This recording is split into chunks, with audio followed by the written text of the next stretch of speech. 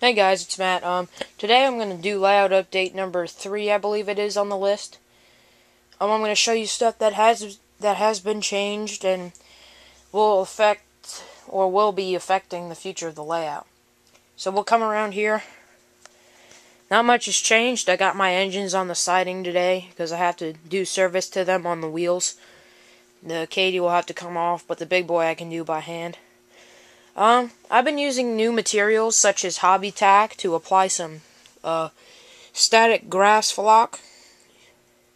So that I like that. And I've been doing some edge work where I could just take a cardboard box, use scenic cement or hobby tack, and apply it to the edges of the table. I did this whole row.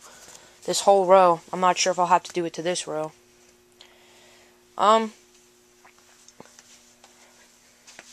More edge work has been done over here as well, near this area over here.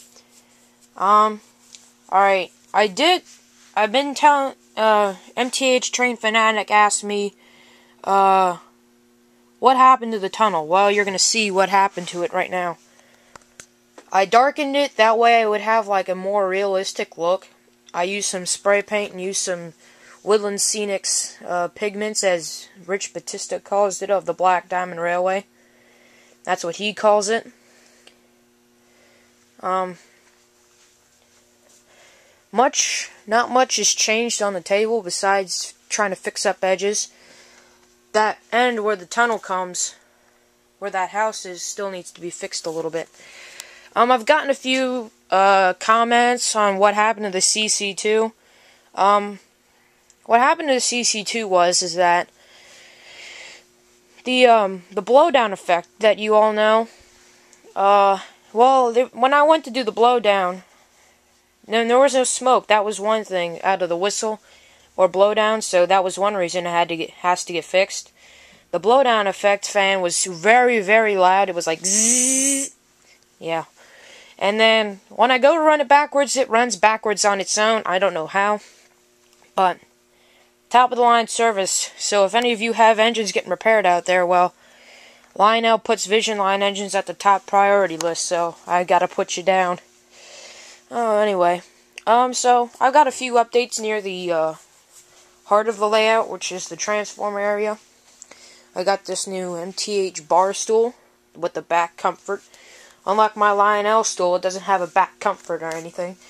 Alright, then you're going to see something that you might find a little bit weird in probably in any layout. I got two legacies. Yes, you're probably asking. Which one? I got the expansion pack. This one's the expansion, this one's my regular. Now you're probably asking me, why do I have two legacies? Well, you gotta think, I have a fleet of engines of 4, and probably soon to be 5. My 5th engine will be the FEF, which will be this upcoming Christmas, which stinks is because I have to wait that long for that engine, which is a pretty cool engine. But hey, at least I'm going to be able to get it. Right, guys? Yeah, you know what I mean. But this gives me the opportunity to actually run 2 trains at once. Like, I can run the 4006 on this one and the 1988 on that one. So, and I actually got this to sit on a stand now. That way I don't have to reach that far to turn the handle. I just put all my modules down here. I would like to open the bag to the CC2. That way you can see what they allowed me to keep. They let me keep the funnel.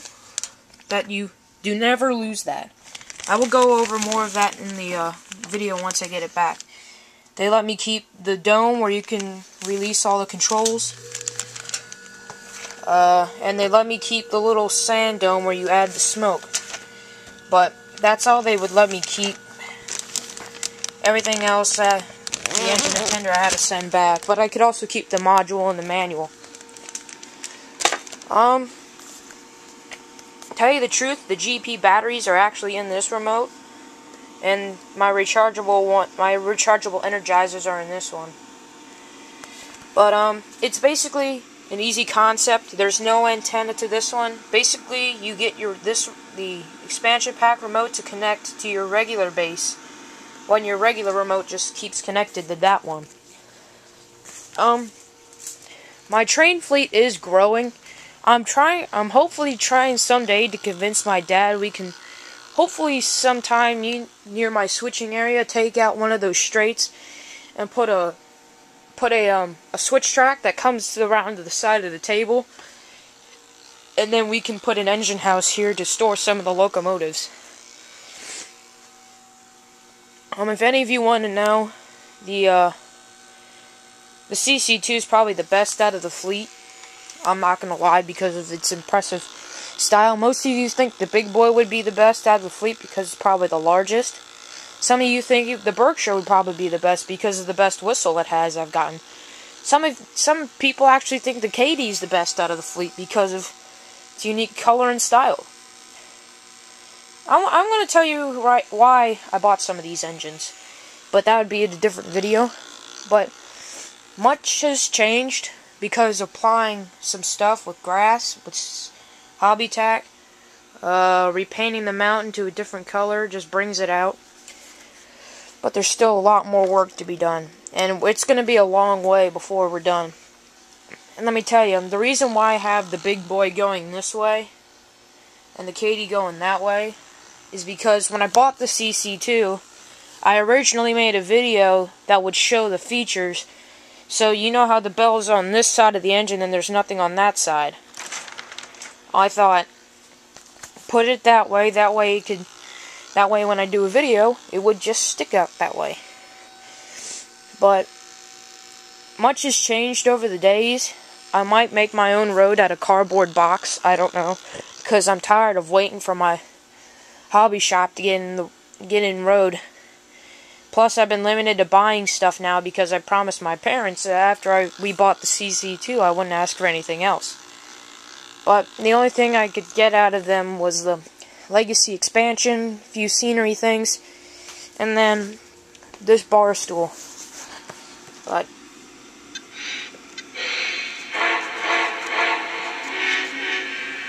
But oh, and I want to talk about the 2010 catalog. If any of you seen that catalog yet online, or you bought it, let me tell you, it's an impressive catalog, because I've seen the Vision Line Challengers. Those look impressive, don't they? They're nickel plate road 765 Berkshire. I've been dying for waiting for them to make that model.